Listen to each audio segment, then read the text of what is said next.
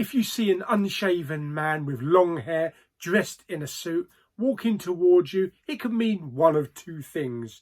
You're either going to a new job interview or you're going to get your ass kicked by John Wick. I'd rather go for a job interview. Let's talk about John Wick Chapter 4.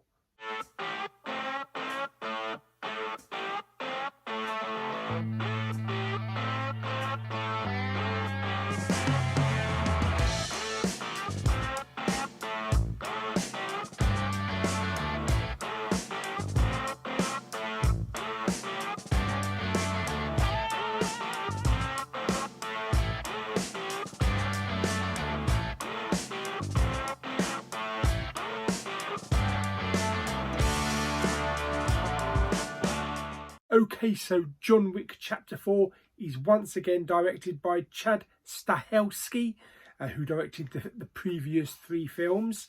I believe this is his final one that he's directing. And stars, of course, Keanu Reeves as John Wick. We have Ian McShane back as Winston, Lance Reddick as Charon, and Lawrence Fishburne as the Bowery King.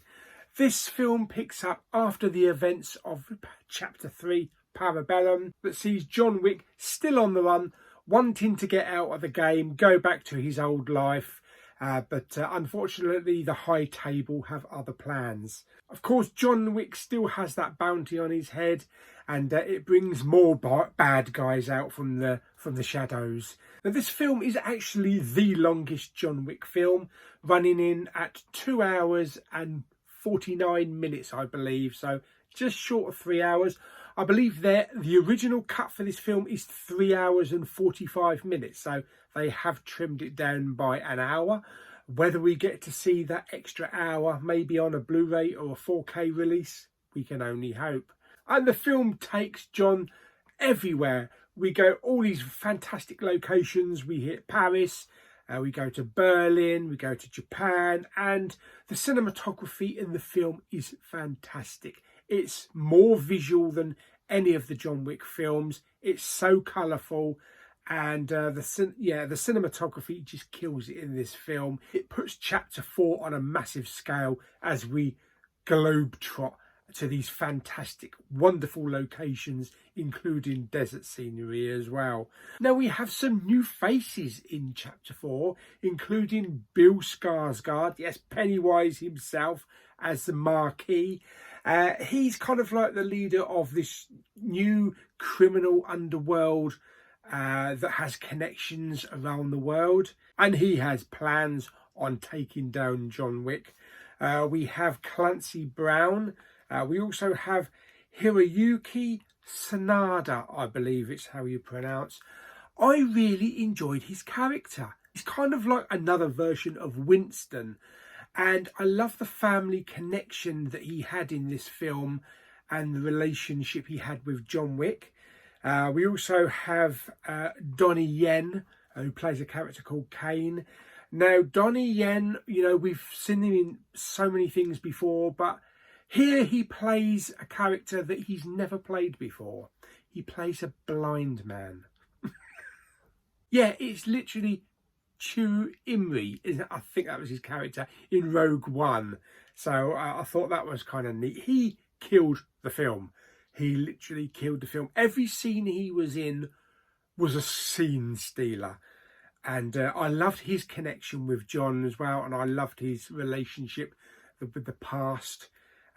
We also have a character, I think the character was called the Tracker, but it's played by Shamir Anderson. It was a very interesting character, and I could potentially see his character maybe getting a spin-off. May not necessarily be a spin-off movie, maybe a spin-off series, but he could really carry a spin-off from the John Wick franchise. And he was a really good character throughout the film. Of course, when you're talking about a John Wick film, you're talking about stunts, you're talking about weapons, and this has the biggest, I think, the biggest array of stunt sequences in any action film for many years. totally blowing the other John Wick films out of the water. There are scenes involving cars, motorbikes, dogs, guns, explosives, knives, nunchucks. You can just go on. There is so much in this film. The choreography for the fights is first rate, and the action set pieces have been well thought out, and they just flow seamlessly one into another. It does take, I'd say, 20 minutes or so for the action to get going in the film, but once it gathers pace, it's fantastic. 2 hours and 50 minutes, is that too long for an action film? Depends on the writing and how they connect the story together. And for this film, it didn't drag. Okay, there may be 1 or 2 moments that slowed the film down, but other than that, no, it was a roller coaster ride from start to finish. Now, I saw the film with Lulu, Claire and Papa Bowman. Unfortunately, we didn't have time to do a big review like we have in the past in the car.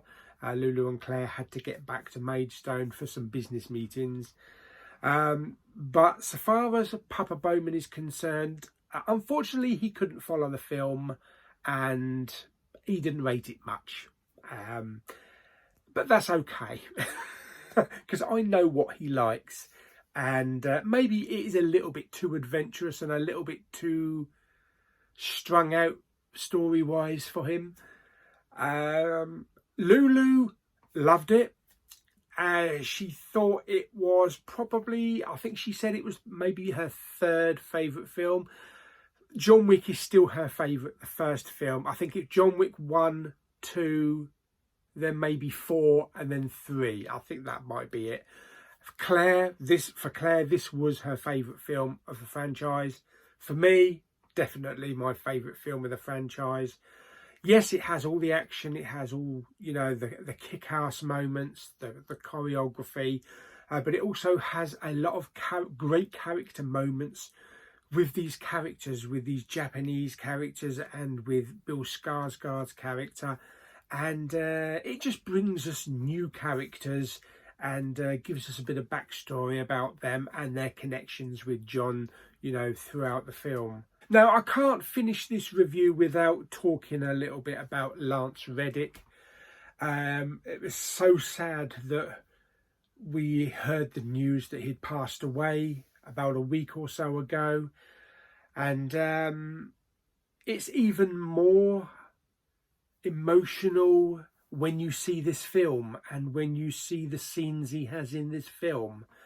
You'll understand when you see the film, but he was a great character in the film, in the whole franchise, and in everything else that I've seen him in. You know, I've seen him in Fringe as well, and he was brilliant in that. So that was my thoughts on John Wick Chapter 4. Will we see John Wick Chapter 5? Well, apparently they're already in pre-production. So I look forward to seeing where we're going. Maybe it's the conclusion of the high table.